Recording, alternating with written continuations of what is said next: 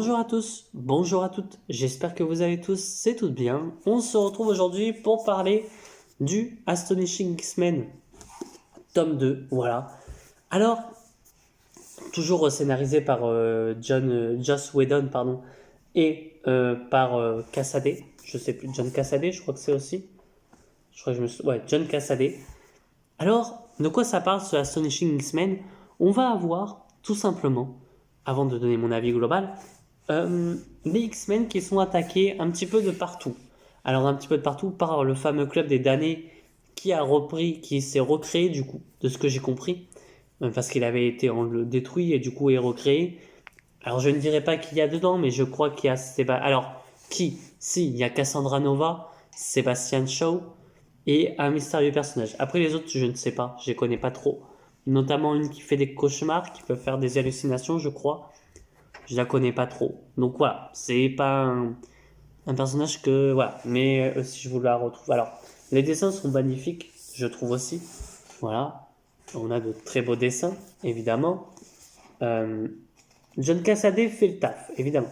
On a notamment Armor qui, voilà, alors je crois que c'est sa première apparition, peut-être. Je dis pas de bêtises, je ne sais pas, je ne saurais pas vous dire. Mais en tout cas, je l'avais jamais vu. Voilà. Voilà, de très beaux dessins. Alors, donc, je disais, il faut que je retrouve le personnage, mais je ne le retrouverai pas, évidemment. Et en fait, j'ai peur que si je le retrouve, ça vous spoil, en fait. Mais je vais le retrouver. Laissez-moi 2 minutes. On va pas le retrouver, évidemment. Non, tac, tac. Si on va le retrouver. Mais voilà, c'est un bon récit. Franchement, alors, il est vrai. Voilà, bon. Ouais, si on va le retrouver là. Mais je sais, là, ici. Ce personnage-là, je ne saurais pas vous dire qui c'est. Si quelqu'un a une idée, voilà, je suis preneur. Mais c'est vrai que du coup, le club des damnés qui va attaquer voilà, les X-Men, et il va y avoir un plus gros complot, notamment le Break World qui va apparaître. Et c'est vrai que c'est là où ça a failli me faire lâcher le bouquin. Mais j'ai continué, et j'avoue que c'était assez cool. Franchement, même si pas tout compris, il y a des trucs que j'ai pas totalement compris dans le Break World. Si quelqu'un peut m'aider, m'expliquer réellement, mais c'est vrai que je n'ai rien compris. C'était cool, voilà, de voir les X-Men, etc. Mais j'ai rien compris. Euh, j'avoue que il y a des moments. Alors, j'avoue que c'est toujours très joli, voilà. Alors, j'avoue que le moment, il y a un moment donné aussi où, en fait, ça se finit sur Invincible 5 et d'un coup, on reprend avec une autre issue, enfin un autre art, enfin partie. Et d'un coup, on arrive avec Spider-Man. Et là, je me suis dit, non, ils se sont pas trompés quand même. Enfin, j'avoue que là, d'un coup, je me suis dit, purée, en fait, ça se trouve, c'est les Amazing Spider-Man d'un coup, et non. Bon, j'avoue qu'il y a une petite blague avec Spider-Man qui m'a pas fait réellement rire, c'est que d'un coup, t'as Tornade qui fait du froid, parce qu'elle est vénère et tout, donc elle fait le froid, tu vois, elle gèle un peu la pièce. Et j'avoue qu'à ce moment-là, t'as Spider-Man qui regarde en bas, tu comprends très vite ce qu'il regarde, et qui va dire, oh là là, ça rétrécit, ça va rétrécir, il fait froid. J'avoue que là, je voyais pas trop en quoi l'intérêt, mais bon. En tout cas, voilà, on a ce Break World qui doit être détruit par Colossus apparemment. Et apparemment, voilà, il va se passer des choses, voilà. Sans trop rentrer dans le spoil, parce que ça serait spoilé si je dis beaucoup plus de choses que ça, mais j'avoue que c'était un bon récit, voilà. C'est vrai que du coup, en y réfléchissant, est-ce que je mettrais le Astonishing X-Men en porte d'entrée pour commencer les X-Men? Ben, c'est vrai que je me dirais que non. Je me dirais que non parce que c'est vrai que j'ai des choses, moi, qui, dans ce récit-là, ben, me manquaient. Je ne sais dire pourquoi ni comment, mais c'est vrai qu'il y avait deux, trois petits éléments qui me manquaient, mais pas énormes. Voilà. Alors je crois que c'est le truc avec Grant Morrison qui me manquait, mais j'avoue que partir avec Morrison, ça m'envie pas, même si, je l'avoue, et je vais être totalement honnête avec vous, c'est que malgré tout que j'ai eu du mal avec ce récit, ça me donne envie d'aller chez les X-Men. Voilà, ça me donne envie de continuer les X-Men. En plus, comme vous voyez, j'ai une jolie figurine Cyclope qui est là, voilà. Euh, mais j'avoue que Astonishing X-Men, c'est pas pour tout le monde, voilà. Les dessins sont très bien faits, mais il va vous manquer des choses, je pense. C'est un bon récit, évidemment. Alors, il y a un côté aussi avec justement l'agent Brand, si je me souviens bien. Enfin, c'est elle là, si je veux voir, où j'ai eu du mal à comprendre le personnage, notamment, voilà, c'est elle, celle avec les cheveux verts là, que vous voyez juste ici.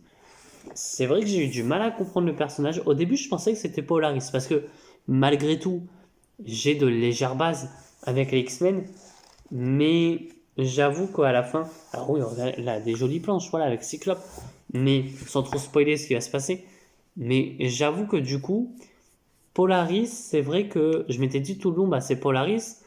Puis d'un coup, t'as l'impression qu'on te cache le mystère autour de ce personnage-là. J'étais en mode bizarre, du coup, peut-être c'est pas Polaris, tu vois. Alors je sais pas quand c'est qu'elle est apparue, Polaris. C'est vrai que je connais le personnage, je ne sais pas quand c'est qu'elle est apparue. Mais j'avoue que d'un coup, je m'étais dit, bah tiens, bizarre quand même. Enfin, pourquoi on nous cache le mystère autour de ce personnage-là, alors que justement, peut-être qu'ils la connaissent, alors peut-être qu'ils la connaissaient pas, mais du coup, pourquoi elle travaille pour le Sword, si j'ai bien compris. C'est vrai que du coup, le récit était un peu compliqué à comprendre. Tu vois, c'était pas en mode, bah tiens, il se passe beaucoup de choses ou quoi. Non, c'est vrai que j'ai eu du mal. Là, c'est le seul premier récit. Peut-être Marvel, non, parce que en vérité, non. C'est l'un des rares récits où j'ai eu du mal. Alors que pourtant, je me dis, j'ai eu quand même quelques bases, notamment le Astonishing X-Men, euh, notamment, comment ça s'appelle euh, bah, le Astonishing X-Men 1. Là, en plus, ça se suit totalement, donc j'avais du mal à comprendre. Mais en fait, ce qui m'a fait perdre un petit peu le fil, c'est par rapport au personnage secret qu'il y a dans le récit. Ça serait spoilé, j'ai pas trop envie de spoiler.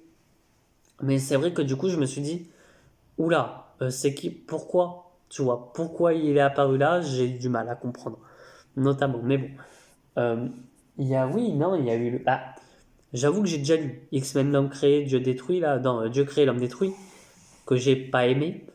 Le House of M, j'ai bien aimé, j'ai lu Daredevil, c'est vrai qu'en X-Men, c'était. Voilà, mais c'est vrai que j'ai encore envie de lire du X-Men, donc c'est déjà bien. C'est déjà bien, en tout cas. Mais voilà, c'est pas un récit que je conseillerais à un porte d'entrée. C'est un récit à lire. Franchement, c'est très bon. Voilà. Joss Whedon et John Cassaday font de bonnes choses. Voilà. Malgré tout, on a quelque chose de très bon. Hein, voilà. Et puis j'aime bien. Bon, j'avoue de voir les 4 Fantastiques.